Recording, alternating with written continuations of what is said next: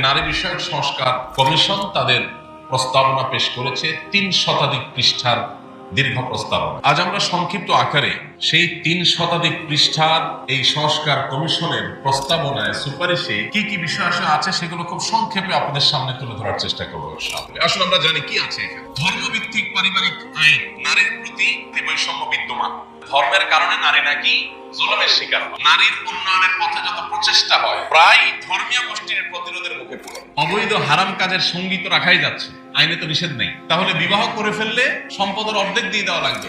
৭৪ নম্বর পৃষ্ঠায় বৈবাহিক ধর্ষণের কথা বলা আছে, একই জিনিস ৯ নম্বর এবং ৭০ নম্বর পৃষ্ঠায় আছে। ৩৪ নম্বর পৃষ্ঠায় আছে সংবিধানের অনুচ্ছেদ ১৮(২)-এ গণিকা বৃত্তি অর্থাৎ পতিতাবৃত্তির বিষয়টিকে বাদ দিতে হবে। এই জিনিসটা তাদের কাছে এত বেশি গুরুত্বপূর্ণ যে এইটাকে তারা ৭৪ নম্বর পৃষ্ঠায়, ৩৭ নম্বর পৃষ্ঠায়, ১৩২ নম্বর পৃষ্ঠায়, ১৩৫ নম্বর পৃষ্ঠায়, ১৫৫ নম্বর পৃষ্ঠায়, অর্থাৎ পুরো সুপারিশনামার প্রতিটা পৃষ্ঠা বিভিন্ন জায়গায় তারা এটা লিখেছে। তার মানে তারা যে কোনো মূল্যে দেশে পতিতাবৃত্তি এটাকে প্রতিষ্ঠা করতে চায়, তারা চায় মহল্লা এটা প্রতিষ্ঠা হয়ে যায়। ৩৭ নম্বর পৃষ্ঠায় তারা লিখেছে যৌন পেশাকে অপরাধ হিসাবে চিহ্নিত না করা এবং শ্রম আইনে এটাকে স্বীকৃতি দেওয়া, এটা দাবি করেছে তারা। ১০৫ নম্বর পৃষ্ঠায় আছে শরীর আমার সিদ্ধান্ত আমার। ১৬৩ নম্বর পৃষ্ঠায় আছে ঘরের কাজ নারীর বা নারীরা ধূমপান করে না এই জাতীয় উপস্থাপন করা থেকে বিরত থাকতে হবে। ৩৪ নম্বর পৃষ্ঠায় আছে সংবিধানের ৩৯(২) অনুচ্ছেদে শালীনতা এবং নৈতিকতার কথা বলা আছে, এটা বাদ দিতে হবে। ৩৫ নম্বর পৃষ্ঠায় আছে মহিলা বাদ দিয়ে নারী বলতে হবে, এটা পিছনে বিরাট মাইর প্যাচ আছে। পতিতাবৃত্তি এই শব্দগুলো বলা যাবে না, যৌনকর্মী বলতে হবে, অর্থাৎ এটাকে এস্টাবলিশ করতে হবে। এদেশের একজন মানুষের অস্তিত্ব, শুধু মুসলমান নয়, একজন মানুষের অস্তিত্ব বেঁচে থাকতেও ইনশাআল্লাহ এই নষ্ট জিনিসের একটা লাইন বাস্তবায়ন করতে দেওয়া হবে না। সময়ের সবচাইতে আলোচিত বিষয়গুলোর মধ্যে থেকে একটি হলো নতুন বাংলাদেশে সংস্কার কার্যক্রম চলমান আছে।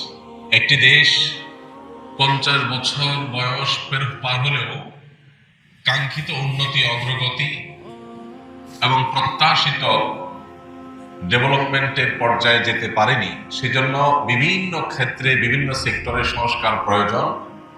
এটা নিয়ে দেশের কোনো সুস্থ মস্তিষ্কের কোনো মানুষের দ্বিমত করার কোনো কারণ নাই।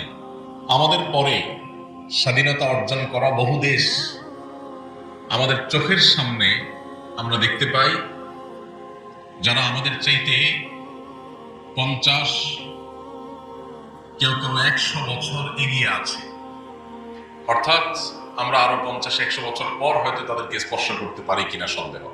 তো এইরকম একটা পরিস্থিতিতে দেশে বিভিন্ন সেক্টরে সংস্কার হচ্ছে, সংস্কার হবে, সেটাই স্বাভাবিক। তাছাড়া সংস্কার এটা একটা চলমান প্রক্রিয়া, সংশোধনী, ভুলভ্রান্তিকে ঠিকঠাক করে নতুন করে পথ চলা, এটা আমাদের প্রত্যেকটা মানসিক জীবনের জন্য গুরুত্বপূর্ণ পদক্ষেপ। কিন্তু সংস্কার করে যদি মানুষ যে অবস্থানে আছে তার চাইতে আরো নিচের দিকে যাওয়ার মতো কোনো ভূমিকা নেওয়া হয়, তাহলে সেই সংস্কার অবশ্যই নিন্দনীয়, নিকৃষ্ট এবং সেই সংস্কার কখনো সাধুবাদ পাওয়ার উপযুক্ত নয়। সম্প্রতি বিভিন্ন সেক্টরে যে সংস্কার চলছে এর মধ্যে নারী বিষয়ক সংস্কার কমিশন তাদের প্রস্তাবনা পেশ করেছে ৩ শতাধিক পৃষ্ঠার দীর্ঘ প্রস্তাবনা। আপনারা অনেকেই ইতোমধ্যে সেই প্রস্তাবনার বিরুদ্ধে নিন্দার ঝড় চতুর্দিক থেকে উঠতে দেখেছেন, শুনেছেন, সমালোচনার বান আপনারা অনেকে উপলব্ধি করেছেন, অনুভব করেছেন। আজ আমরা সংক্ষিপ্ত আকারে সেই ৩ শতাধিক পৃষ্ঠার এই সংস্কার কমিশনের প্রস্তাবনায় সুপারিশে কি কি বিষয় আছে সেগুলো খুব সংক্ষেপে আপনাদের সামনে তুলে ধরার চেষ্টা করবো ইনশাআল্লাহ। এই সংস্কার কমিশন যে প্রস্তাবনা পেশ করেছে, এই প্রস্তাবনা রীতিমতো আমাদের সমাজের সকল ধর্মের, শুধু মুসলমান নয়, মুসলিম, খ্রিস্টান, বৌদ্ধ, হিন্দু, সকল ধর্মের মানুষের বিরুদ্ধে বাংলাদেশের সব মানুষ এই ৪ ধর্মের মধ্যেই প্রায় সীমাবদ্ধ, সীমিত সংখ্যক কিছু নাস্তিক বাদ দিয়ে। তার মানে গোটা বাংলাদেশের সমস্ত মানুষের মূল্যবোধ, চিন্তা, দর্শন, বিশ্বাস এর সঙ্গে যুদ্ধের ঘোষণা করেছে কেমন যেন এই সংস্কার কমিশন। একটা সংস্কার প্রস্তাবনার ২টা বা ৩টা বা ৪টা ৫টা পয়েন্ট নিয়ে আপত্তি থাকতে পারে, কিন্তু এমন এক সংস্কার প্রস্তাবনা তারা জমা দিয়েছেন যার প্রতিটি পাতায় পাতায়, প্রতিটা পৃষ্ঠায় পৃষ্ঠায় রীতিমতো আপত্তি নয়, শরীরে যে কোনো বিশ্বাসী মানুষের গায়ে আগুন ধরবার মতো অনেক পয়েন্ট এখানে রয়েছে। সবচেয়ে অবাক করা বিষয় হলো, আপনারা নিশ্চয়ই সোশ্যাল মিডিয়ার কল্যাণে, মূলধারা মিডিয়াগুলোর কল্যাণে দেখতে পেয়েছেন যে নারী বিষয়ক সংস্কার কমিশনে যারা আছেন, একজন থেকে লেবাস লাগিয়ে আনা হয়েছে, এর বাইরে বাকি যারা আছে পুরো টিম মাননীয় প্রধান উপদেষ্টার সাথে তারা একসাথে ছবি তুলেছেন, পত্রপত্রিকায় সেগুলো ফলো করে প্রচার হয়েছে। তাদের কারোর মাথায় আমি কাপড় দেখিনি, অথচ বাঙালি নারী মাথায় কাপড় দেয়, হোক সে মুসলিম, হোক সে হিন্দু, হোক সে বৌদ্ধ, হোক সে খ্রিস্টান। তাহলে এই সংস্কার কমিশনের নারীরা, তারা কি বাঙালি নারীর কোনো প্রতিনিধিত্ব করছে বলে মনে হয়? তাদের অন্যান্য যে সমস্ত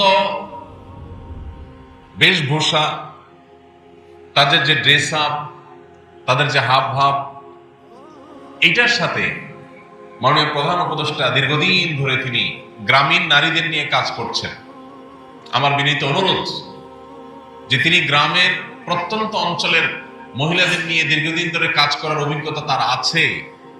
এদেশের আপামর সাধারণ মানুষের মা বোনরা, মেয়েরা, হিন্দু হোক, মুসলিম হোক, অন্য ধর্মের হোক, তাদের সাথে এই তথাকথিত নারী বিষয়ক সংস্কার কমিশনের নারীদের ড্রেস আপের কোন মিল তিনি খুঁজে পান কিনা? এরা কি আসলে বাংলাদেশের আপামর সর্বস্তরের নারীদের প্রতিনিধিত্ব করে, নাকি পশ্চিমাদের নিছক দালালি এবং অন্ধ অনুকরণ করে? এটা বোঝার জন্য কোনো পণ্ডিত হওয়ার প্রয়োজন নাই, কমন সেন্স দিয়ে ছবিটার দিকে তাকালে বোঝা যায়। আমরা মানুষের ভালো কাজের প্রশংসা যেমন করতে কার্পণ্য করবো না, ঠিক একইভাবে তিনি যখন কোনো ভুল করেন সেটা নিন্দা বা সমালোচনা করতেও কার্পণ্য করা উচিত নয়। অনেক ভালো কাজ যেমন করছেন, সেগুলোর জন্য প্রশংসা থেকে পাচ্ছেন, এটি তার হক, পাওনা, প্রাপ্য, কৃতজ্ঞতা আমাদের আদায় করা উচিত। কিন্তু সেক্ষেত্রে অনেক ভালো কাজের মধ্যে এই একটা কাজ এমন হয়েছে যে কাজটাকে আমাদের প্রত্যেককে শতকণ্ঠে সমালোচনা করতেই হবে, কারণ এটি আমাদের অস্তিত্বের প্রশ্ন, এটি আমাদের আত্মপরিচয়ের প্রশ্ন, আইডেন্টিটির প্রশ্ন। পৃথিবীর প্রত্যেকটা জাতি তার নিজস্ব জাতিসত্তা, নিজস্ব আত্মপরিচয় নিয়ে তারা বেঁচে থাকে। আপনি ইতালিতে গেছেন, সেখানে মানুষ পিজা পাস্তা খেয়ে অভ্যস্ত, সেখানে সব জায়গায় পিজা পাস্তা পাওয়া যায়, পিজা পাস্তা খেয়েই মানুষ থাকে বেশিরভাগ ক্ষেত্রে। আপনি সেখানে যে যখন দেখেছেন মানুষ পিজা খায়, পাস্তা খায়, এটাই তাদের প্রিন্সিপাল ফুড বা এটাই বেশিরভাগ মানুষ খায়, সব জায়গায় পাওয়া যায়। এবার আপনি সেখান থেকে বাংলাদেশে এসে সংস্কার প্রস্তাবনা দিলেন যে বাংলাদেশে আর ভাত মাছ নয়, আসুন আমরা পিজা পাস্তা ঘরে ঘরে খাওয়ার আন্দোলন সংগ্রাম করি। কোনো জায়গায় কোনো কিছু দেখে অন্ধের মতো সেটাকে অনুকরণ করার যে প্রবণতা, দুর্ভাগ্যজনক ভাবে আমাদের এই তথাকথিত নারী বিষয়ক সংস্কার কমিশনের সদস্যদের প্রত্যেকের মধ্যে আমরা সেই প্রবণতা লক্ষ্য করেছি। আমি শুধু মূল পয়েন্টগুলো যদি আপনাদের সাথে শেয়ার করি, আমার মনে হয় আপনাদের বুঝতে কষ্ট হবে না যে এটা রীতিমতো বাংলাদেশের শত শত হাজার হাজার বছর ধরে চলে আসা আমাদের সংস্কৃতি, আমাদের আত্মপরিচয়, এটার বিরুদ্ধে রীতিমতো যুদ্ধের সামিল। সবচেয়ে অবাক হয়েছে যখন সরকার প্রধান সরাসরি বলেন যে সংস্কার প্রস্তাবনা, এই সুপারিশ মালা, এটাকে বইয়ে পাঠ্যপুস্তকে ঢুকাইতে হবে, ছাপায় বিলি করতে হবে, সর্বস্তরে প্রতিষ্ঠা করতে হবে। আসুন আমরা জানি যে কি প্রতিষ্ঠা করার কথা তারা বলছে। আমি একটা কথা সবসময় বলি, পশ্চিমের মানুষ, ইউরোপিয়ান আমেরিকানরা, তারা অনেক ক্ষেত্রে জাগতিক জ্ঞান বিজ্ঞান, তথ্য প্রযুক্তি, অবকাঠামো, কলকারখানা, আবিষ্কার, এসব ক্ষেত্রে তারা আমাদের চাইতে অনেক দূরে এগিয়ে, এবং সেক্ষেত্রে তাদের অনুসরণ করতে কোনো সমস্যা নেই। তাদের সেগুলো অনুসরণ করে আমরাও এগিয়ে যাওয়ার চেষ্টা করতে পারি। কিন্তু যে ক্ষেত্রে আমরা তাদের চাইতে আগে আছি, সেই ক্ষেত্রে তাদের অনুকরণ করার কোনো প্রশ্ন উঠতে পারে না। একজন সম্পদশালী হয়েছেন, তিনি যদি বৈধ উপায়ে সম্পদ উপার্জন করে থাকেন, আপনি তার মতো সম্পদ উপার্জনের চেষ্টা করেন, এতটুকু ঠিক আছে। কিন্তু তাকে টাকাওয়ালা পয়সাওয়ালা দেখে তার সবকিছু আপনি অনুসরণ শুরু করবেন, সে টাকাওয়ালা পয়সাওয়ালা, সে বাপকে ভাত দেয় না, আপনি কি সেটা অনুসরণ করবেন? পশ্চিমাদের অনেক কিছু আছে যেগুলো ভালো, সেগুলো অবশ্যই আমরা অনুসরণ করার চেষ্টা করবো, কিন্তু তাদের খারাপটা অনুসরণ করার কোনো মানে হতে পারে না। আমি এই জন্য বলি, জাগতিক জ্ঞান বিজ্ঞান, তথ্য প্রযুক্তি ইত্যাদিতে তারা যদি আমাদের চাইতে 200 বছর এগিয়ে থাকে, ফ্যামিলি ব্যবস্থাপনা, পারিবারিক ব্যবস্থাপনা, দাম্পত্য সুখ শান্তির ক্ষেত্রে আমরা তাদের চাইতে 400 বছর এগিয়ে আছি। অতএব এই ক্ষেত্রে তাদের অনুসরণ করা এটা অগ্রসরতা নয়, এটা পাশ্চাত্যপদতা, এটা সামনে যাওয়া নয়, এটা পিছিয়ে যাওয়া। পশ্চিমারা নারীকে কি দিয়েছে? এটা বোঝার জন্য আপনি শুধুমাত্র পশ্চিমে নারীদের ইসলাম গ্রহণের প্রবণতার দিকে তাকালেই যথেষ্ট হবে। প্রত্যেকটা দেশে দেখবেন পুরুষের তুলনায় মেয়েরা ইসলামের দিকে বেশি আসছে, কারণ সেখানকার মেয়েদের বুঝতে আর বাকি নাই যে অধিকারের নাম দিয়ে এরা আমাদের ধ্বংসের দ্বার প্রান্তে দাঁড় করিয়ে দিয়েছে। তো এইরকম কিছু বস্তা পচা সস্তা প্রস্তাবনা এই নারী বিষয়ক সংস্কার কমিশন প্রস্তাব করেছে। আমরা প্রত্যেকটা মানুষ, প্রত্যেকটা নাগরিক শতকণ্ঠে এটার বিরুদ্ধে প্রতিবাদ আমাদের জানাতে হবে এবং এই কমিশনের প্রস্তাবনা শক্তকোণ বাতিল এবং পুরো কমিশন বাতিল করে নতুন করে যে সমস্ত নারীরা এদেশের সমস্ত নারীদের সত্যিকারের প্রতিনিধিত্ব করে, তাদেরকে ধারণ করে, তাদের কৃষ্টি কালচারকে শ্রদ্ধা করে, তাদের দিয়ে কমিশন গঠন করে তারপর যথোপযুক্ত প্রস্তাবনা পেশ করা হোক। এই দাবিটা আমাদের প্রত্যেকটা মানুষকে উঠাতে হবে। কারণ একটা ইন্টারিম গভর্নমেন্ট, একটি তত্ত্বাবধায়ক বা অনির্বাচিত সরকার, তাদের ভোটের কোনো গরজ সাধারণত থাকে না। অতএব জনগণ কি বললো না বললো এটা কেয়ার করার সুযোগ তাদের থাকে না, ততটা বা প্রয়োজন থাকে না। এই সুযোগে যদি কোনো ধ্বংসযজ্ঞ চালানো হয়, কোনো বিধ্বংসী বিষয় আমাদের সমাজে চাপিয়ে দিয়ে যাওয়া হয়, সেটা আর সরানো সম্ভব হবে না। অতএব সময় থাকতে সবাইকে সতর্ক হতে হবে। আসলে আমরা জানি কি আছে এখানে, মৌলিকভাবে যে পয়েন্টগুলো আছে, অনেক কথা নিয়ে কথা বলা যায়, অনেক ইস্যু নিয়ে কথা বলা যায়, কিন্তু আমরা খুব সংক্ষেপে কয়েকটা পয়েন্ট বলি। প্রস্তাবনার মধ্যে একটা প্রস্তাবনা হলো জাতীয় সংসদে 300 আসনের পাশাপাশি যেগুলোতে লড়াই করে নির্বাচিত হয়ে ভোটের মাধ্যমে আর জিতে আসতে হবে, আলাদা 300 আসন সংরক্ষিত নারীদের জন্য রাখতে হবে। আচ্ছা, এইটার সমালোচনা করলে বলা হবে যে এই মৌলভী সাহেবরা নারী বিরোধী। মৌলভী সাহেবরা সবাই তা কোনো না কোনো মায়ের সন্তান, কোনো না কোনো নারীর স্বামী, কোনো না কোনো মেয়েদের বাবা, কোনো না কোনো বোনদের ভাই। অতএব পুরুষকে নারীর মুখোমুখি দাঁড় করানো, এটাই হলো সবচেয়ে বড় শয়তানি। সংরক্ষিত আসন মানে কোটা, যে কোটার বিরুদ্ধে এত সংগ্রাম, এত যুদ্ধ, এত বড় পরিবর্তন নারী বিষয়ক সংস্কার কমিশন আবার প্রস্তাব করছে। সেই কোটা 5%, 10% না, পুরো 50%, 50%, অর্থাৎ 300 আসনের পার্সেন্ট, 300 আসনের পাশাপাশি 300 আসন নারীদের জন্য সংরক্ষিত রাখতে হবে। সংরক্ষিত রাখার মানে কি? সংরক্ষিত রাখার মানে হলো জনভোট দ্বারা নির্বাচিত হয়ে আসবে। অবাক করা বিষয় হলো এরাই কিন্তু পুরা প্রস্তাবনার আগাগোড়া একটা কথাকে বেশি স্টাবলিশ করার চেষ্টা করেছে, যে নারী এবং পুরুষের সমান সমান অধিকার থাকতে হবে। তো সমান সমান যদি হয়, পুরুষ যদি ভোট পেয়ে লড়াই করে আসন পায়, নারীও ভোট পেয়ে লড়াই করে আসনে আসবে, এটাই তো স্বাভাবিক, এটা তো সমান সমান। নারীর জন্য 300 আসন আপনি ধরে রাখবেন আর বলবেন সমান সমান চাই, এটা তো সবিরোধিতা, এটা তো সাংঘর্ষিকতা, এটা তো সবচেয়ে হাস্যকর কথা। কিন্তু সেই হাস্যকর কথাটা বলা হচ্ছে এখানে। একটা গুরুত্বপূর্ণ বিষয় হলো, আপনারা জানেন একজন সংসদ সদস্যের বিপরীতে রাষ্ট্রের কতগুলো টাকা খরচ হয়, কি পরিমাণ টাকা খরচ হয় একজন সংসদ সদস্যের বিপরীতে আমরা সবাই কম বেশি জানি। এরকম একটা গরিব রাষ্ট্রে আরো 300 জন সংসদ সদস্য চাপায় দিবে, যারা কেউ যোগ্যতা দিয়ে আসবে না, তারা কোটায় আসবে। ইতিপূর্বে যে সংরক্ষিত নারী আসনে যারা সংসদ সদস্য হয়ে আসছেন, তাদের অনেকের বক্তব্য সোশ্যাল মিডিয়াতে, টেলিভিশনে, বিভিন্ন ভিডিওতে আপনারা দেখে যার পর ন্যায় বিনোদন পেয়েছে। তাদের চিরকুট পড়া দেখে ছোট ছোট বাচ্চারা পর্যন্ত মিটমিট করে এসেছে। এটা হলো বড় প্রভাবশালী সমাজের বিত্তশালী এদের বউদেরকে এমপি বানানোর একটা নীল নকশা। এই সংরক্ষিত আসনে কখনো রিকশাওয়ালার বউকে এমপি হতে দেখবেন না, কখনো খেটে খাওয়া দিনমজুরের মানুষের বউকে এমপি হতে দেখবেন না। এমপি হবে ঘুরে ফিরে ওনাদের বউরা, যাদের যোগ্যতা নাই ভোটে আসা, তাদের সংরক্ষিত আসন দিয়ে আনতে হবে, রাষ্ট্রের টাকা অপচয় করতে হবে, কোটা প্রথাকে 100% বাস্তবায়ন করতে হবে। এটা হলো নারী বিষয়ক কমিশনের অন্যতম একটা বড় প্রস্তাব। দ্বিতীয়ত, মোটা দাগে বড় যে প্রস্তাবনাটা আছে সেটা হলো সম্পত্তিতে নারীর অধিকার পাওনা এটা সমান সমান সাব্যস্ত করতে হবে। অর্থাৎ বাবার সম্পদে, মায়ের সম্পদে সন্তান হিসাবে ছেলে যদি একা না পায়, মেয়েও একা নাই পাবে, সমান সমান পাইতে হবে। শুনতে খুব সুন্দর শোনা যায়, ভালোই তো। একই বাপের ছেলে, একই বাপের মেয়ে, তো ছেলে 2 আনা পেলে মেয়েও 2 আনা পাবে, ছেলে 2 আনা পেলে মেয়ে কেন 1 আনা পাবে? এটা তো বৈষম্য। এটা শুনতে খুব ভালো শোনা। প্রচলিত আইনে, আমাদের দেশে প্রচলিত আইনে খোরপোশ ভরণ পোষণ দেওয়ার দায়িত্ব কার? ছেলে। প্রচলিত আইনে, ইসলাম তো আছে। তো খোরপোশের বেলায় আপনি এটা বলবেন না যে না, আজ থেকে বাংলাদেশে এই কমিশন এই সুপারিশ করে নাই যে স্বামীরা কেউ স্ত্রীদের খরপোশ দিতে বাধ্য না, স্ত্রীরা চাকরি বাকরি তাদের খাওয়ান তারা জোগাড় করে। এটা তো বলেন নাই। খরচের বেলায় তো বলেন নাই যে যার যার খরচ তার তার, কিন্তু সম্পদ পাওয়ার বেলা বলতেছেন হাফ হাফ, সমান সমান।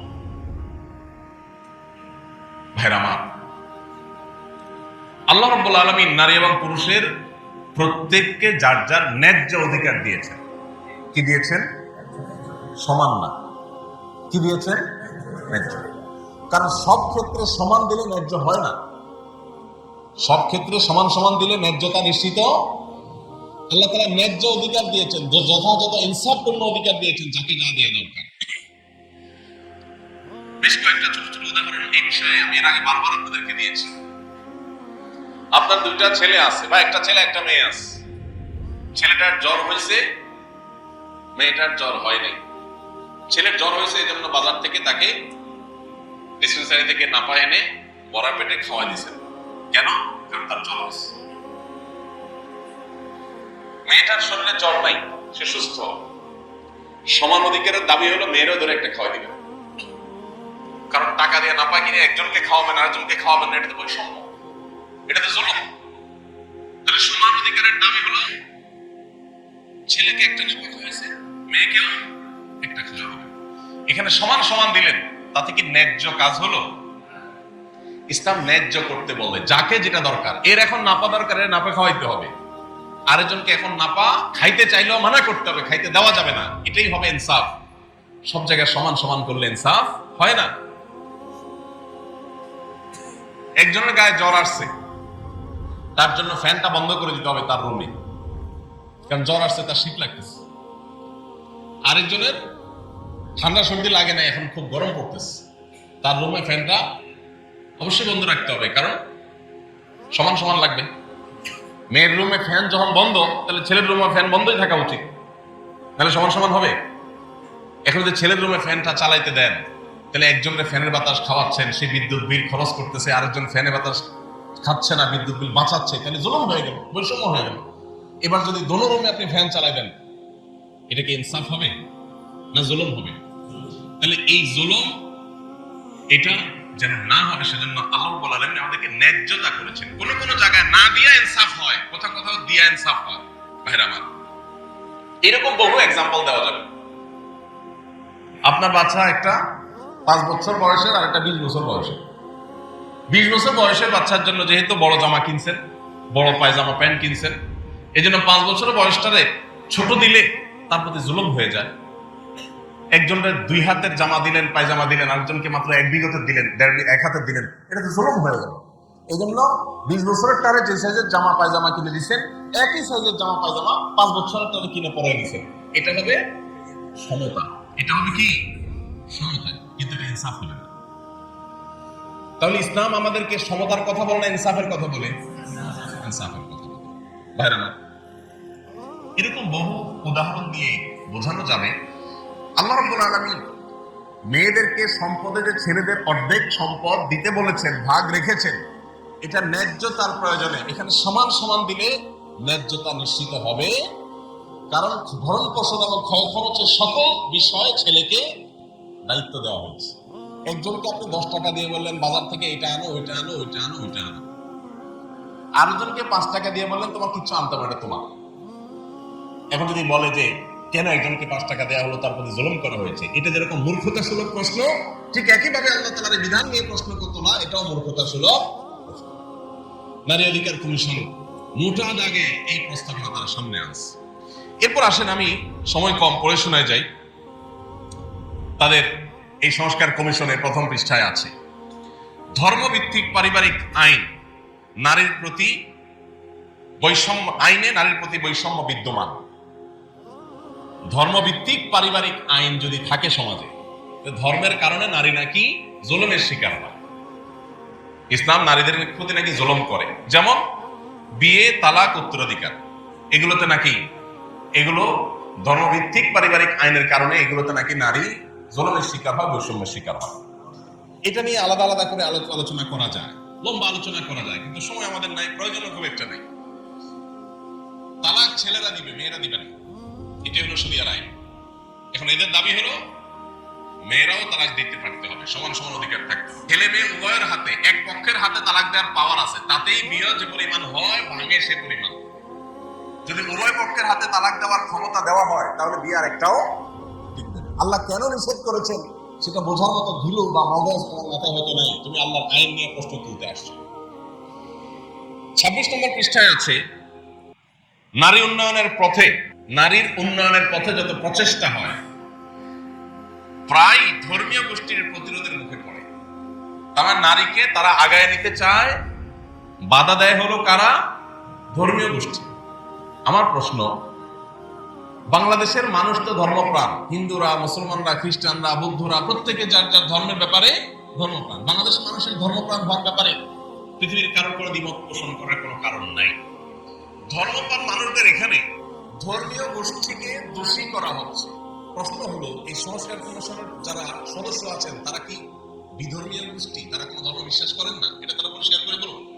ধর্মীয় গোষ্ঠী বলতে তো সকল ধর্মের মানুষ, সকল ধর্ম অনুসারীদেরকে দোষী করা হলো। তাতে একজন বেনামাজি যে সেও দোষী, একজন রিকশাওয়ালাও দোষী, সবাইকে দোষী করা হলো যে ধর্মীয় গোষ্ঠী বাধা দেয়। তার মানে নাস্তিকরা বাধা দেয় না, ধর্মীয় গোষ্ঠীর বিপরীতে যাদের ধর্ম নাই সেই গোষ্ঠী। তাহলে এরা শতকরা কয়জন মানুষ, লাখের মধ্যে কয়জন মানুষকে তারা রিপ্রেজেন্ট করছে এবং তাদের চিন্তাধারা আমাদের উপরে চাপাতে এসেছে। 45 নম্বর পৃষ্ঠায় আছে অভিন্ন পারিবারিক আইন প্রবর্তন করতে হবে। অভিন্ন পারিবারিক আইন মানে মুসলমান, হিন্দু, খ্রিস্টান, বৌদ্ধ সব ধর্মের মানুষের এক আইনে, এক নিয়মে বিয়ে হবে, এক নিয়মে বিচ্ছেদ হবে, সব এক নিয়মে হবে। এই সম্পর্কে কয়দিন আগে দেখলাম, সম্ভবত 2 দিন আগে দেখলাম, একজন হিন্দু ভদ্র মহিলা, তিনি এবং হিন্দু ধর্মের অনেকে বেশ তীব্র প্রতিবাদ জানিয়েছে, আপত্তি জানিয়েছে। সব ধর্মের মানুষকে এক আইনের অধীনে নিয়ে আসতে চান তারা। একটা নীতিমালার আলোকে সবার বিয়ে, তালাক, উত্তরাধিকার আইন সবকিছুকে, সকল ধর্মের মানুষকে একটা অভিন্ন নীতিমালা এবং অভিন্ন পারিবারিক আইনের আওতায় তারা আনতে চাচ্ছে, যেটার বিরুদ্ধে দেশের সকল ধর্মের মানুষ ঐক্যবদ্ধ আছে। 41 নম্বর পৃষ্ঠায় আছে বিবাহ বিচ্ছেদের ক্ষেত্রে ন্যায়সঙ্গত নিষ্পত্তি নিশ্চিত করার প্রয়োজনে বা করতে বৈবাহিক সম্পত্তির 50-50 ভাগাভাগি কার্যকর করতে হবে। আপনারা অনেকেই জানেন পশ্চিমা পৃথিবীতে এবং পৃথিবীর অনেক দেশে একটা নিয়ম আছে, বিয়ে হওয়ার পর কোন কোন দেশে আছে 3 বছর যদি সংসার টিকে, এরপর যদি তালাক বা বিচ্ছেদ হয় স্বামীর সম্পদের অর্ধেক বউকে দিয়ে দিতে হবে। আপনারা অনেকে জানেন পৃথিবীর সবচেয়ে বড় ধনীদের একজন, তিনি কয়েক বিলিয়ন তার বউকে দিয়ে তালাক দিয়েছেন কিছুদিন আগে। উপার্জন করবে স্বামী, বিচ্ছেদ হয়ে গেলে তার ভাগ অর্ধেক দিয়ে দিতে হবে কাকে? স্ত্রীকে।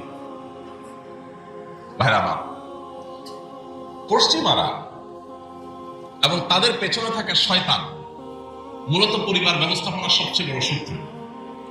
পরিবার ব্যবস্থাপনা পৃথিবী থেকে তুলে দিতে চায়, এর নানাবিধ কারণ আছে, অনেক দীর্ঘ ব্যাখ্যা আছে, আলোচনা আছে। আপনি যদি তাকায় দেখেন তাদের সমস্ত নিয়ম কানুন সবগুলো হলো পরিবার ব্যবস্থাপনা ধ্বংসের আয়োজন। এই যে বিবাহের পর বিচ্ছেদ হলে স্বামীর সম্পদ যা কামাই করবে তার 50% স্ত্রী পেয়ে যাবে, এই জিনিসটা পশ্চিমে যে আছে, এটার কারণে কেউ বিয়ে করতে আগ্রহী না। এটা আমরা সবাই জানি। সে সমস্ত জায়গায় মানুষ বিয়ে করতে চায় না। কেন বিয়ে করতে চায় না? কারণ বিয়ে করার দরকার কি? অবৈধ হারাম কাজের সঙ্গী তো রাখাই যাচ্ছে, আইনে তো নিষেধ নেই। তাহলে বিবাহ করে ফেললে সম্পদের অর্ধেক দিয়ে দেওয়া লাগবে বিচ্ছেদ হয়ে গেলে, তার চাইতে বিয়ে করার দরকার কি? নিজেদের প্রয়োজন নিজেরা অবৈধভাবে হারাম উপায়ে সারবে, রাষ্ট্রে আইনে যেহেতু নিষেধ নেই, সমস্যা কোথায়? ঘরে ঘরে এটার চর্চা চলছে, বিয়ে সেখানে খুব একটা হয় না, রেয়ার কেস, কেউ বিয়ে করতে চায় না। আর বিয়ে না করার কারণে কি হয়? সন্তান হয় না। কারণ অবৈধ এবং হারাম কাজ যার সাথে করে সেখানে সন্তান নেওয়ার প্রশ্ন ওঠে না, যার কারণে সন্তান হওয়ার প্রবণতা কমে গেছে। চায়নার মতো দেশ যখন এক সময় একটার বেশি দুইটা সন্তান হলে সরকার অনেকগুলো অর্থদণ্ড চাপিয়ে দিত, বেশি দিন আগের কথা না। সেই চায় না এখন। আপনি একটার বেশি দুইটা, দুইটা বেশি তিনটা, চারটা, যত সন্তান জন্ম দিবেন তত সরকার আপনাকে টাকা দিবে। বেশি দিন লাগে নাই। পৃথিবীর মানুষ আর কখন বুঝবে পশ্চিমের প্রত্যেকটা দেশ, এমনকি পূর্বের প্রত্যেকটা উন্নত দেশ আজ তাদের পর্যাপ্ত মানুষ নেই, দেশ চালাবার মতো, দেশের কাজকাম করার মতো পর্যাপ্ত মানুষ নেই। জার্মানির মতো দেশ হাজার হাজার লাখো সিরিয়ান রিফিউজিদেরকে জায়গা দিয়েছে। কেন জায়গা দিয়েছে? কারণ তাদের দেশ চালানোর মতো মানুষ নেই। রিফিউজিদেরকে ঢুকায়া তাদেরকে কাজ শিখায় কাজে লাগাই দিচ্ছে। গোটা পৃথিবী আজ ক্রাইসিসে আছে, প্রত্যেকটা দেশ ক্রাইসিসে আছে, মানুষ নাই। বৃদ্ধ দিয়ে দেশ ভরে যাচ্ছে, ইয়াং জেনারেশন তৈরি হচ্ছে না। কারণ ওই যে বৈবাহিক যে সম্পর্ক, পারিবারিক ব্যবস্থাপনা, এটাকে ভেঙে ফেলা হয়েছে। চায় না, বিয়ে যখন করতে চায় না সন্তান হয়, সন্তান যখন হয় না জেনারেশন গ্যাপ তৈরি হয়ে যাচ্ছে। ভাইরা আমার, এরা আমাদেরকে সে প্রস্তাব দিচ্ছে, পশ্চিমের সে বস্তা পচা সস্তা প্রস্তাব দিচ্ছে। বাংলাদেশে স্বামী স্ত্রীর মধ্যে দাম্পত্য সম্পর্কের মধ্যে দিন দিন ফাটল ধরছে, আমাদের সম্পর্কগুলো দিন দিন খারাপ হয়ে যাচ্ছে, এতে কোনো সন্দেহ নাই। কিন্তু এর পরও আমাদের দেশে নারী পুরুষ স্বামী স্ত্রী হিসাবে তাদের মধ্যে যেই পরিমাণ সম্পর্ক, সৌহার্দ্য, বিশ্বাস, ভালোবাসা এখনো বিদ্যমান, পশ্চিমাদের কাছে সেটা স্বপ্ন মাত্র। ওরা কল্পনাও করতে পারে না যে আমাদের এখানে স্বামী স্ত্রী একে অন্যকে কিভাবে ভালোবাসে, কতটা বিশ্বাস করে। এখনো পর্যন্ত কিছু বিচ্ছিন্ন ঘটনা তো আছেই, কিন্তু এখনো পর্যন্ত বেশিরভাগ ফ্যামিলিতে স্বামী স্ত্রী একজন আরেকজনকে ছাড়া বাঁচবে না, এমন একটা অবস্থা। পশ্চিমের লোকেরা এগুলো কল্পনাও করে না। তো সেই বস্তাপচা সস্তা জিনিস তারা এখানে চাপাতে চায়। ৭৪ নম্বর পৃষ্ঠায় বৈবাহিক ধর্ষণের কথা বলা আছে। একই জিনিস ৯ নম্বর এবং ৭০ নম্বর পৃষ্ঠায় আছে। বৈবাহিক ধর্ষণ এটা এমন এক শয়তানি, এটা হলো বিবাহ ব্যবস্থাপনা ধ্বংসের, বন্ধ করার সবচেয়ে বড় পায়তারা। এমনিতেই দাম্পত্য কলহ ঘরে ঘরে, চুন থেকে পান থেকে নুন খসলেই স্বামী স্ত্রীর মধ্যে ঝগড়া বিবাদ, সেখান থেকে বিচ্ছেদ হয়ে যাচ্ছে, সংসারগুলো ভেঙে খানখান হয়ে যাচ্ছে। এরপরে আবার নতুন করে বৈবাহিক দর্শনের আইন যখন হবে, তখন কি হবে? স্বামীর সাথে স্ত্রী, স্ত্রীর সাথে স্বামীর যদি বনিবনা না হয়, একটু কথা কাটাকাটি হয়েছে, স্বামীর বিরুদ্ধে স্ত্রী যে মামলা ঠুকে দেবে যে আমার ইচ্ছার বিরুদ্ধে আমার সাথে শারীরিক সম্পর্ক করেছে। ইচ্ছার বিরুদ্ধে করেছে না ইচ্ছায় করেছে, এটা প্রমাণ করার কোন সিস্টেম, কোন উপায় থাকতে পারে? কোন সুযোগ আছে? কোন সাক্ষী প্রমাণ, কোন তথ্য উপাত্ত রাখার সুযোগ আছে? তাহলে কেন এটা চাচ্ছে? এটা চাচ্ছে হলো ঘরে ঘরে প্রত্যেকটা ফ্যামিলিতে যুদ্ধ বাঁধাবার জন্য, প্রত্যেকটা সংসারে অশান্তি সৃষ্টি করবার জন্য। ইসলাম জুলুম করতে নিষেধ করেছে সবার জন্য। কোন স্বামীর এই অধিকার নাই স্ত্রী অসুস্থ, স্ত্রী অপারক, জুলুম করে তার সাথে শারীরিক সম্পর্ক করার অধিকার কোন স্বামীকে ইসলাম দেয় নাই। কিন্তু একই সাথে স্বামীর চরিত্র রক্ষার্থে, সমাজ সুস্থ সুন্দর স্বাভাবিক যেন থাকে, সেই প্রয়োজনে একজন স্ত্রী তার স্বামীর প্রয়োজন পূরণে সদা প্রস্তুত থাকার নির্দেশ ইসলাম করেছে। অর্থাৎ প্রত্যেককে যার যার নির্দেশ ইসলাম করেছে।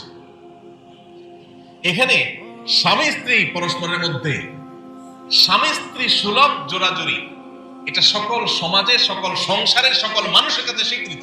কখনো কখনো স্বামী স্ত্রীর মধ্যে শারীরিক সম্পর্ক যেরকম মৃদু জোড়াজুড়ি গ্রহণযোগ্য পর্যায় পর্যন্ত চলে, অগ্রহণযোগ্য পর্যায়ে জোড়া পর্যায়ে গেলে চলে না।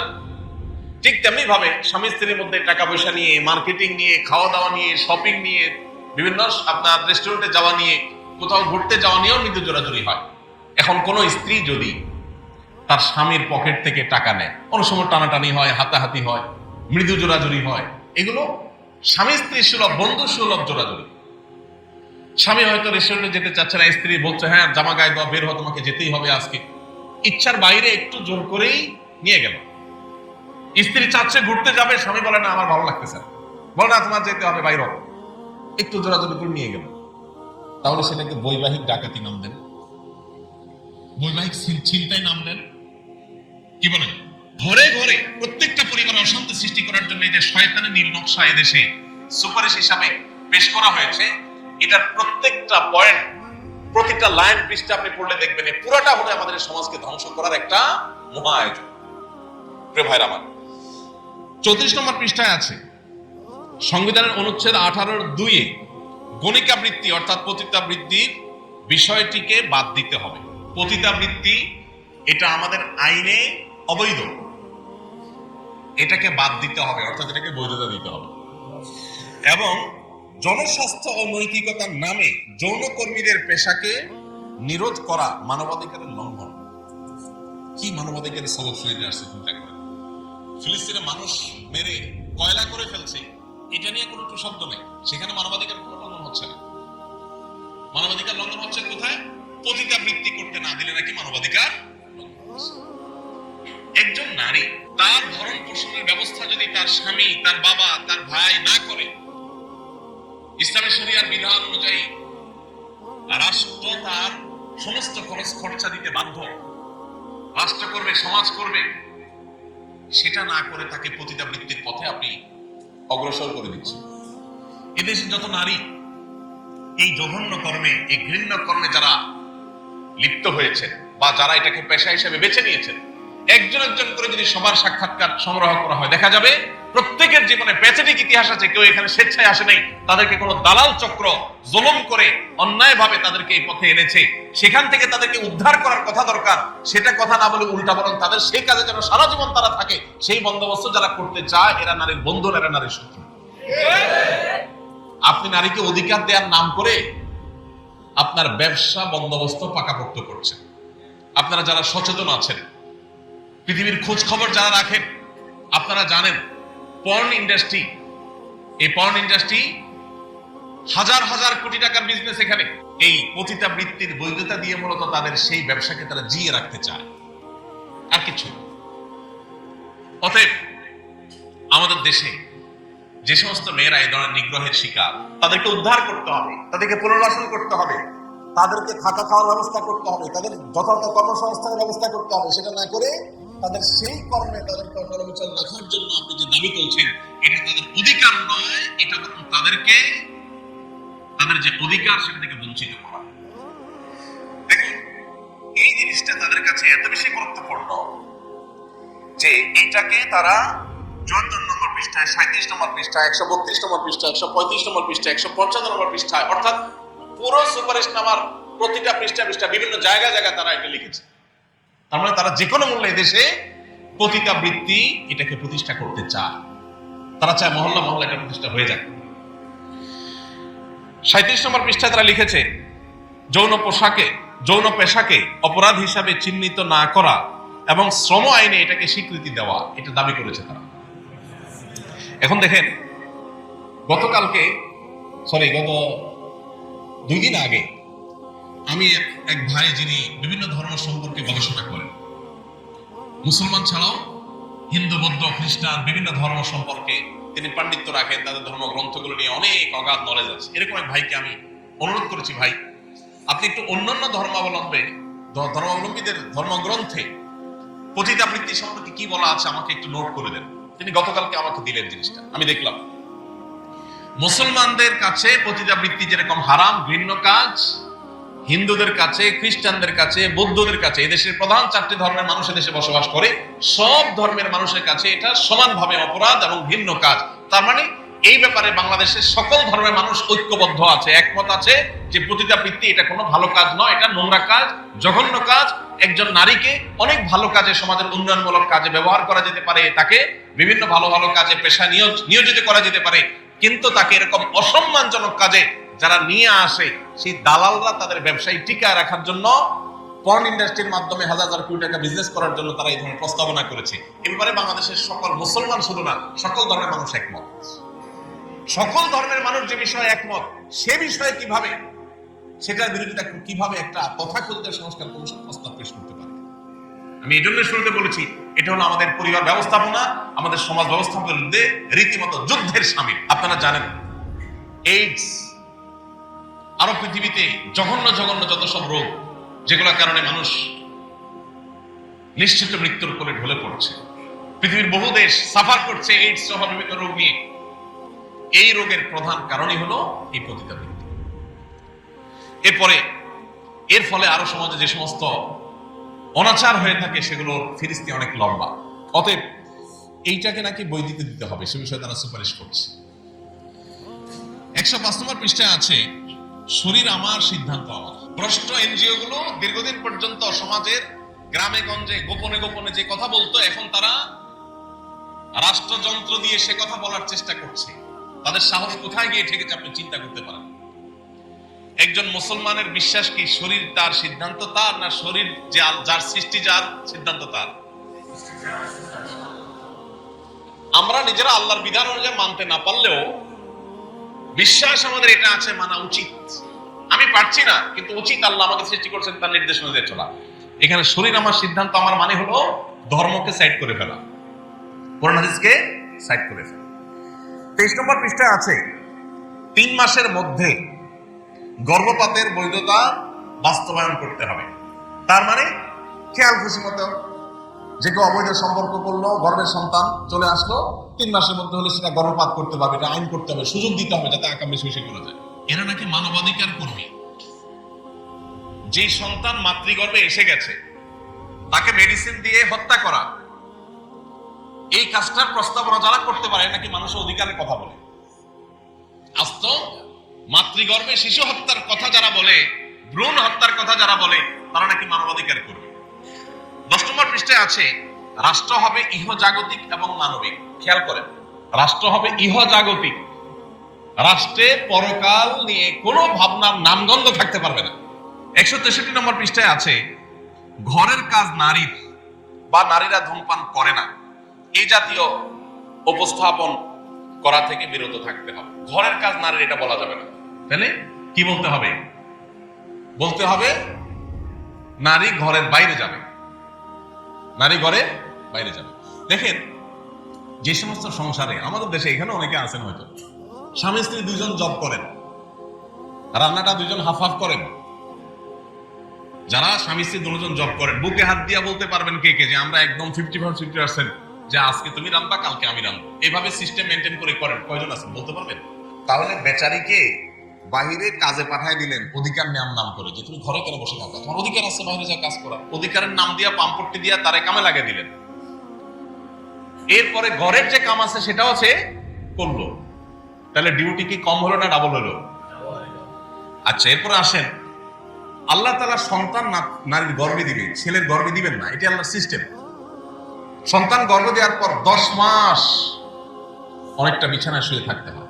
এর মতো হার্ড ডিউটি আপনি তো 10 বছরও করতে পারবেন না। তারও তো বাহিরে আপনি কাজে পাঠিয়ে দিয়েছেন, আপনার সাথে নিয়ে যাচ্ছেন, সেও জব করতেছে, কিন্তু তার যে সন্তান গর্ভধারণ করার ডিউটি, ওইটা কি হাফ নিতে পারছেন আপনি? এরপর 2 বছর ধরে যে সন্তানকে দুধ পান করাইতে হবে, এটা তো খুব শান্তির কাজ না? এর চেয়ে কঠিন ডিউটি আরেকটা আছে। রাত 12টা নাই, 1টা নাই, 2টা নাই, 3টা নাই, টয়লেট নাই, বাথরুমের বেগ নাই, গোসল নাই, কিচ্ছু নাই, যে অবস্থা আছে অবস্থা মা করে কান্না করে উঠছে, আর ওই কান্নাটাকে সাড়ে দিয়ে তাকে দুধ দিতে হবে, এটা তার ডিউটি। এই কঠিন ডিউটিটা যদি বলেন যে তুমিও তো চাকরি করো, আমিও চাকরি করি, কষ্ট তোমারও হয় আমারও হয়, তাহলে দুধ তুমি 1 বছর খাও, 1 বছর আমি খাই, কোন সুযোগ আছে? আল্লাহর সিস্টেমের উপরে শয়তানি। পশ্চিমারা এগুলো করে তাদের পরিবার ব্যবস্থাপনা, তাদের সমাজ শেষ হয়ে গেছে, ধ্বংস হয়ে গেছে। সেগুলো আমার দেশে আমদানি করার অপচেষ্টা ইন্টারিম গভর্নমেন্টের মাথার উপরে ভর করে যারা করতে চাচ্ছে, তারা জানে না এটা করতে চাইলে এদেশের একজন মানুষও সেটা করতে দিবে না।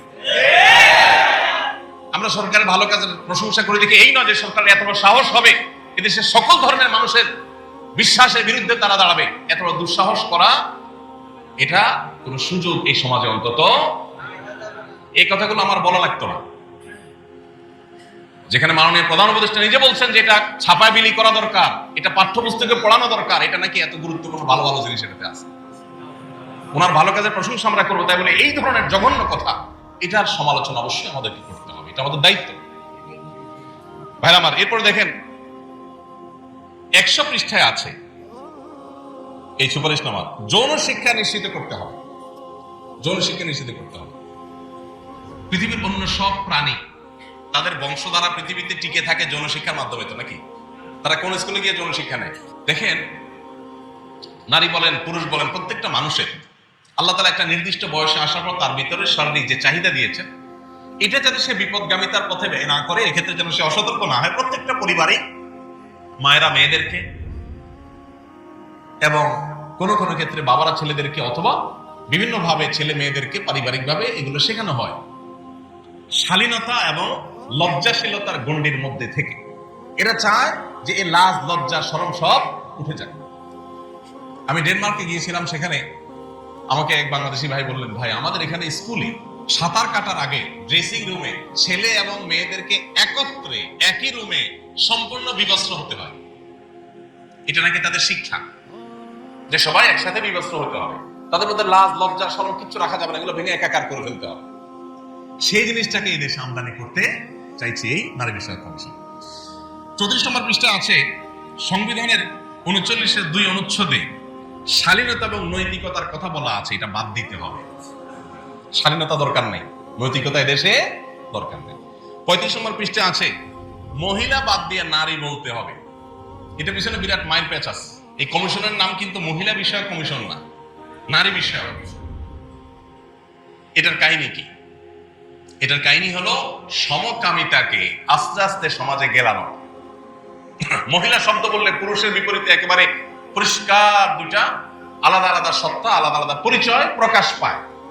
এটাকে নানাভাবে দূর করে দিয়ে মধ্যখানে আরেকটা পরিচয় স্টাবলিশ করার চেষ্টা চলছে। আপনারা এখন সরকারি বিভিন্ন প্রজ্ঞাপনে, বিজ্ঞাপনে, বিভিন্ন ঘোষণাপত্রে আপনারা খেয়াল করবেন যে লিঙ্গ পরিচয়ের ওখানে নারী পুরুষ, আরেকটা আছে অন্যান্য। অন্যান্য কি আবার? নারী এবং পুরুষের ছাড়া আর কোন সৃষ্টি আছে? যারা হিজড়া বলছি যাদেরকে আমরা, তারাও আসলে হয় নারী নয় পুরুষ, হয়তো কোনো একটা সিমটম তার মধ্যে একটু বেশি আছে। আল্লাহ তাআলা কোরআনে কারীমে বলেছেন, ইন্না খালাকনাকুম মিন যাকারিন ওয়া উনসা, আমি তোমাদেরকে নারী এবং পুরুষ করে সৃষ্টি করেছি, তৃতীয় কোনো লিঙ্গ বা পরিচয় মানুষের নাই। এই অতি সম্প্রতি আপনারা দেখেন আমেরিকান সরকার পরিষ্কার করে ট্রাম্প ক্ষমতায় এসে প্রথম ঘোষণাই ছিল তার যে মানুষের মধ্যে নারী এবং পুরুষ তৃতীয় কোনো লিঙ্গ বলতে কিছু নেই। এবং তার নির্বাচনের সবচেয়ে বড় সহায়তাকারী আপনার ইলন মাস্ক, তিনি বলেছেন তার সম্ভবত ছেলেটা মেয়ে হয়ে গেছে, না জানো মেয়েটা ছেলে হয়েছে। তিনি বলছেন আমার সন্তানটাকে মেরে ফেলেছে এই আইডিওলজির লোকেরা, যারা ট্রান্সজেন্ডার মতবাদী দেশে চাপাতে চায় তারাই। অতি সম্প্রতি বেশ কয়েকটা উন্নত দেশে ইতিমধ্যে এটা নিয়ে, ইংল্যান্ড সহ বেশ কয়েকটা দেশে ইতিমধ্যে আদালতের রায় হয়ে গেছে এগুলোর বিরুদ্ধে। কিন্তু আমাদের দেশে ওই যে পুরান পাগলে ভাত নাই, নতুন পাগল বোঝাইছে এই অবস্থা। পশ্চিমারা আস্তে আস্তে এগুলোর থেকে বের হয়ে আসতেছে, অভিভাবকরা রাস্তায় নামতেছে যে আমাদের ছেলেরা ধ্বংস হয়ে যাচ্ছে, আর আমাদের দেশের নতুন পাগলটা আস্তে আস্তে আমাদেরকে সেদিকে টানছে। এরপরে এখানে আছে 35 নম্বর পৃষ্ঠায় গণিকা বৃত্তি, পতিতা বৃত্তি, এই শব্দগুলো বলা যাবে না, যৌনকর্মী বলতে হবে, অর্থাৎ এটাকে এস্টাবলিশ করতে হবে। এদের পরিবারের লোকরা এই ধরনের পেশায় যাওয়ার ব্যাপারে এরা উৎসাহ দেয় কিনা, এটা একটা জানার প্রশ্ন, কৌতূহল। এরা অন্যান্য মেয়েদেরকে এই পেশায় আসতে বলে। শালীনতা, নৈতিকতা এসব শব্দ ব্যবহার করতে নিষেধ করছে তারা, কারণ এগুলো করলে তাদের শয়তান এগুলো চলে না।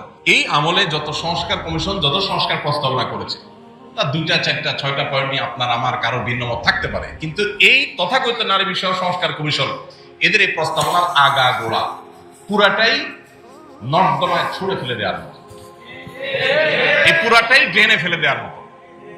এদেশের একজন মানুষের অস্তিত্ব, শুধু মুসলমান নয়, একজন মানুষের অস্তিত্ব বেঁচে থাকতেও ইনশাআল্লাহ এই নষ্ট জিনিসের একটা লাইন বাস্তবায়ন করতে দেওয়া হবে না। প্রত্যেকটা মানুষকে সচেতন হতে হবে। কি শয়তানি আয়োজন করেছে, আমি যদি আরো সময় থাকতে সবগুলো পয়েন্ট আপনাদেরকে বলতে পারতাম, আপনারা অবাক হতেন যে 300 সম্ভবত 18 বা 3 শতাধিক পৃষ্ঠা, এই পুরো গবেষণা আপনার সুপারিশনামার মধ্যে প্রতিটা লাইনে লাইনে এই সমাজের সমস্ত কৃষ্টি কালচারের বিরুদ্ধে যুদ্ধের ঘোষণা করা হয়েছে। সেটা কথা, আল্লাহ তাআলা এদেরকে হেদায়েত দান করুন। আমাদের দেশ আর যেন ভুল পথে না যায়, আল্লাহ আমাদেরকে সেই তৌফিক দান করুন। আমাদের সবাইকে সজাগ থাকতে হবে, সতর্ক থাকতে হবে, যার যার জায়গা থেকে অনাচারের বিরুদ্ধে মুখ খুলতে হবে, প্রতিবাদ করতে হবে। আল্লাহ আমাদের সবাইকে সেই তৌফিক দান করুন।